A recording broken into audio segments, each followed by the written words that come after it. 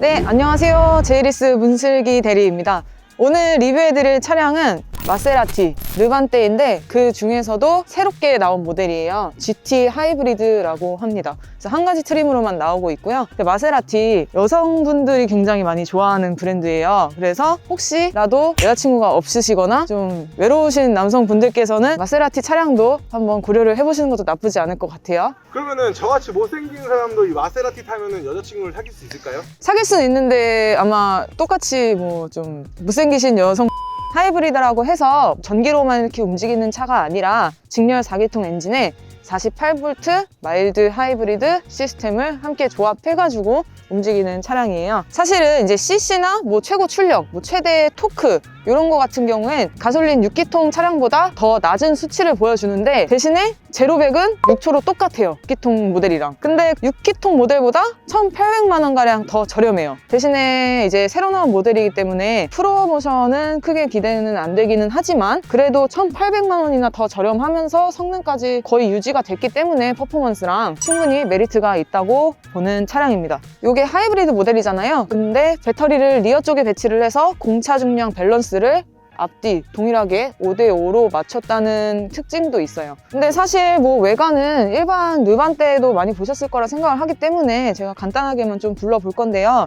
우선은 하이브리드이기 때문에 여기 엠블럼에 파란색으로 포인트를 줬고요. 그리고 제가 이렇게 막 섬세한 뭐 자동차 부품 뭐 이런 거는 솔직히 잘 몰라요. 그러다 보니까 그냥 제가 보는 관점에서 느낌대로 말씀을 드리자면은 뭐 요 안에 블라인드 그런 게 있거든요. 엔진 열이 받거나 이제 시동을 걸게 되면 자동으로 이제 열리는 개폐 장치입니다. 정말 대단하군요. 마세라티는 설명하고 자시고 할 게 없어요. 삼지창 하나로 타는 거기 때문에 측면으로 한번 가볼까요? 측면으로 가요.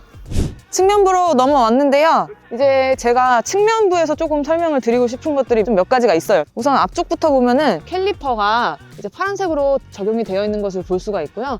그리고 에어벤트에도 파란색으로 적용을 좀 했기 때문에 완전 하이브리드라는 것을 좀 강조를 해주고 있고, 특히 이 GT 요거는 새롭게 적용이 된 레터링이니까 요것도 좀 간지입니다. 또 제가 좀 개인적으로 마음에 든 부분인데 이렇게 보시면은 완전 스포티한 느낌이 강한 요 프레임리스가 적용이 되어 있어서 좀 깔끔하고 스포티한 느낌이 더 강조된 것 같습니다. 그리고 앞좌석에 이중 접합 유리가 적용이 되어 있는 것도 참고를 해주시면 좋을 것 같아요. 그래서 앞좌석에서는 굉장히 정숙함을 느낄 수 있지만 대신 뒷좌석에는 이중 접합 유리가 없습니다. 절약해야죠. 그리고 여기 보시면은 엠블럼이 뭔가 좀 다른 게 보이시나요? 원래 마세라티 엠블럼이랑 완전 다른 모습으로 들어갔고 여기 또 미세하게 파란색이 또 들어갔네요. 이게 더 이쁜 것 같아요. 게임 뜯긴 거 아니야? 또 특이한 점, 원래 보통 수입차 같은 경우에는 주유구가 오른쪽에 있는 경우가 허다한데 이 차량 같은 경우에는 왼쪽에 붙어 있는 거. 그래서 기름값이 싼 주유소를 가면은 줄을 기다려야 돼요, 오래. 원래 왼쪽에 있는 데는 줄 엄청 긴 거 다들 아시죠? 인정. 네, 좀 이거 어떻게 보면 단점이에요, 이거. 제가 아까 캘리퍼만 너무 말씀을 드린 것 같아서 한 가지 더 말씀을 드리자면 성능이 좀 고성능 차량? 원래 뒷타이어가 더 크다고 하더라고요. 근데 이 차량 같은 경우에는 앞뒤 타이어 모두 동일한 사이즈로 들어간다는 것도 참고해 주시면 좋을 것 같아요. 그리고 이 차량 같은 경우에는 기본은 19인치입니다. 근데 4천만 원이 추가되면서 옵션이 들어가면서 20인치가 된 것 같아요. 그냥 저의 필링상. 어쨌든 지금 장착되어 있는 이 휠은 20인치라는 점 알고 계시면 돼요. 슬기 씨 근데 마스크 벗으면 내가 봤을 때 막 구독자 이빨 늘어날 것 같은데? 아, 사실 저 오늘 눈 화장만 했습니다. 어차피 눈만 나오니까.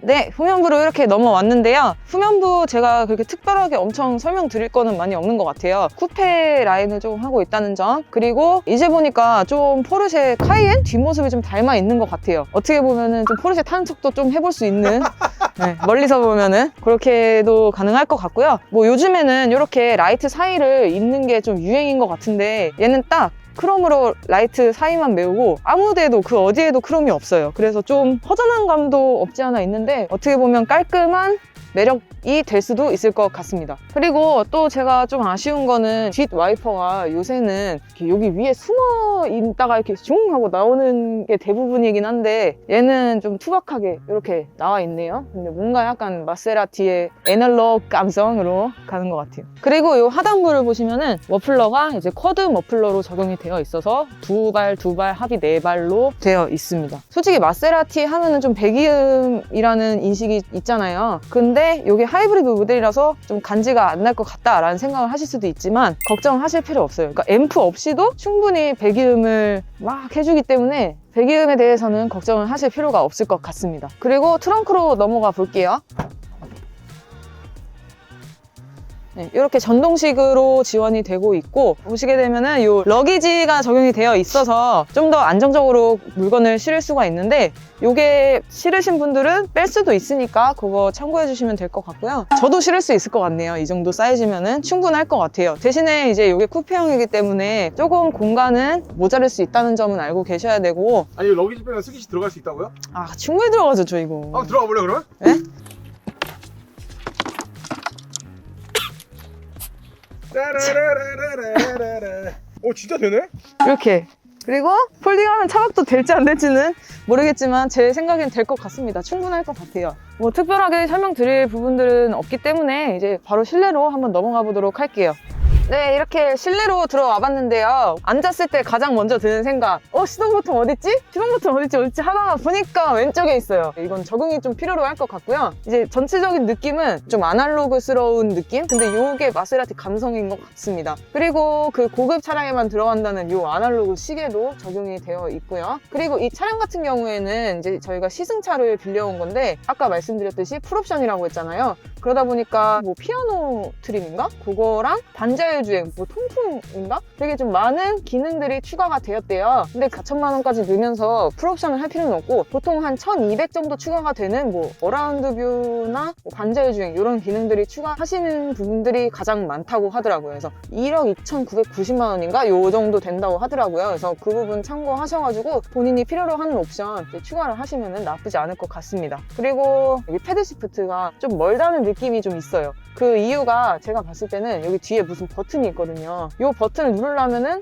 공간이 필요는 하거든요. 그래가지고 이렇게 좀 멀게 하지 않았나 싶습니다. 화면 같은 경우에는 9인치입니다. 9인치. 좀 작아서 이 부분 좀 실망스럽고 최신 차라는 느낌은 안 들죠. 솔직히 실내가. 솔직히 이 차는 거의 감성으로 타는 차량이기 때문에 크게 문제되진 않는다고 생각을 해요. 그리고 한 가지 또 아쉬운 점, 여기 무선 충전 기능이 없어요. 대신에 USB 포트는 있어요. 하지만 좋은 점, 애플 카플레이 유선이 아닌 무선으로 연결이 되는 거, 그건 또 장점입니다.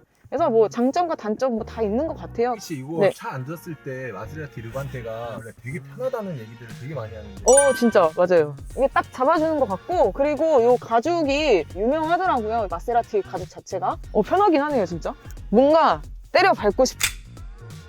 요 차량 같은 경우에는 요 파란색 스티치들이 들어가가지고 이것도 어떻게 보면 또 하이브리드임을 좀 강조를 해줄 수 있는 부분인 것 같아요. 그리고 여기 썬루프도 파노라마로 적용이 돼가지고 뭐 충분히 개방감도 있고 그렇게 해서 일단은 앞좌석은 요 정도만 해도 될 것 같아요.